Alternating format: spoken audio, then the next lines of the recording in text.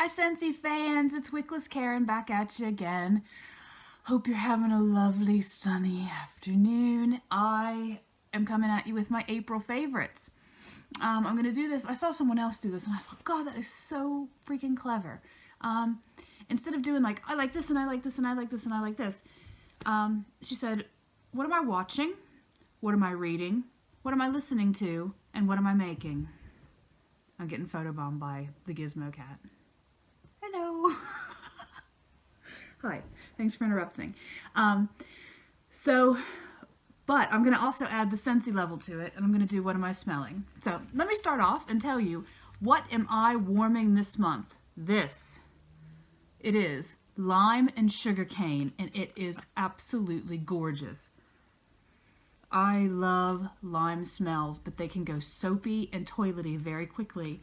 This is so fresh, and the sugarcane is not, it doesn't make it like candy-like. It makes it kind of like a fresh, and it gives it depth.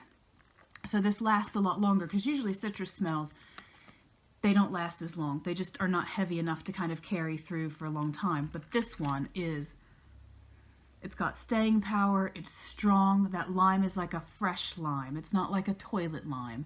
And that sugar cane makes it so sweet, but in a earthy way, if that makes sense. So it's not like a candy lime at all. It's like a lime and a sugar cane plant. And this is gorgeous, and this is springtime, okay? I mean, even the color, like the color of the wax, it's all green. It's a beautiful smell for summer. Do a little bit of spring cleaning, whack that on.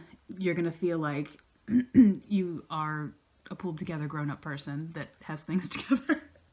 Okay, so that's what I'm warming this month in April, my favorite lime and sugar cane. You can order down below. You can give me a buzz. You can give me an email. You can send a carrier pigeon. I'll get you some if you want some. Finished this book. It's called The Girl Before by J.P. Delaney. And this was published in January. So I've just finished it. It's meant to be a psychological thriller. And it's pretty decent. It's a good book. It's about 400 so pages. And I read it in maybe 2 days because I was quite interested in it.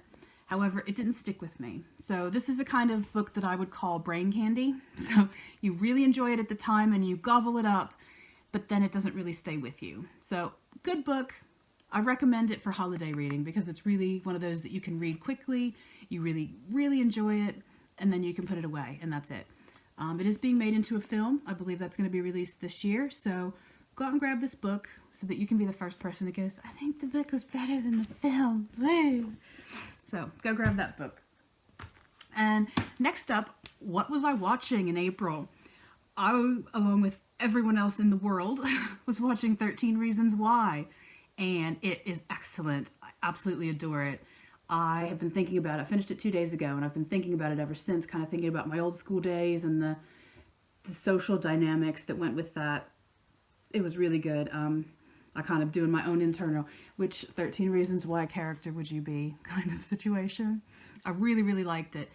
And I'm not all that embarrassed about watching a YA book that's been made into a TV series, because that series was totally aimed at people my age and not at teenagers. Their speech patterns and the music were definitely aimed at people my age. And that also leads me into what I've been listening to, and that is the soundtrack from 13 Reasons Why. It's amazing. It's got some, I mean, when I was watching the program, I was like, it's Joy Division, it's The Cure, that's my jam. But then they were doing some remixes, and I found a lot of new stuff that I really liked. So I've literally just Googled their soundtrack, pulled it up, and that's what I've been listening to when I've been working or doing something else. I've just put that soundtrack on, and it is really, really good. Even while watching the show, I thought the soundtrack was just perfection. The show was so good. I'm sad that that's the end of it. I don't think there'll ever be a series 2 because that's sort of the end of the book. But you never know. You never know. So that's watching and listening to is 13 Reasons Why. No, I'm not 16 years old, and I have no shame. I don't care. So next up is what have I been making this month? And I started a ketogenic diet because I've lost a lot of weight and my metabolism is kind of tired. of losing weight now, so it's going, I'm not going to release anymore. You are stuck where you are. And a couple people have suggested to me to try ketogenic eating, which is very low carb and high fat. So it's very difficult to get all of your fat in for the day. And it's important that you do so that you stay satiated and you get enough calories to function, especially if you're very low calorie. So one of the ways that you can do that is by making things that they call fat bombs or keto fat bombs. And I've been trying to make some of those. Usually they involve some sort of an oil like coconut oil or even avocado oil, sometimes cream cheese, and usually a sweetener, and then maybe nut butters or cocoa, or you can even make savory ones that are like avocado and bacon. And every one that I've tried to make has been a complete and utter disaster.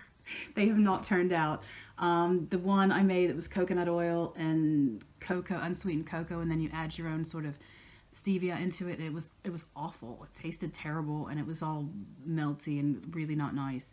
So if you have a foolproof fat bomb recipe, please let me know down below, because I need some help. I'm not doing this very well, and I really need some more fat, because what happens is I'll eat protein instead, and then too much protein can also kick you out of ketosis. So I got to get that fat in, and I'm not sure how to do it. So please, any tips, tricks, or fat bomb recipes that you know are going to work and that I can actually not screw up completely, give them to me, because I will try them.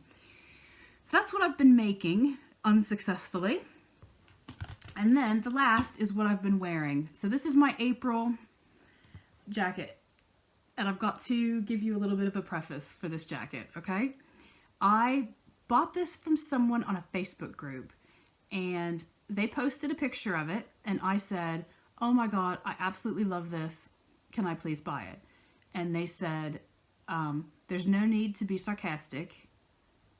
If you don't like it, you don't have to say anything.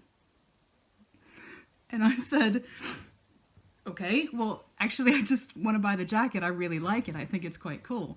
And the woman said, oh, thanks. I've gotten a lot of abuse about posting this, about listing this jacket, because it's so, people said it was so awful. So here's the awful jacket. I think it is absolutely vintage.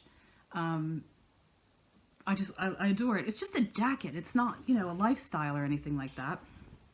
And here it is. It is my Adidas lime green shell suit jacket. See? And it is totally from like 1992. It is old. It's got like, she got some burn mark on the cuff. I think she sold it for like £2. But I love it. I absolutely, you can see how old it is, how faded the tags are in that.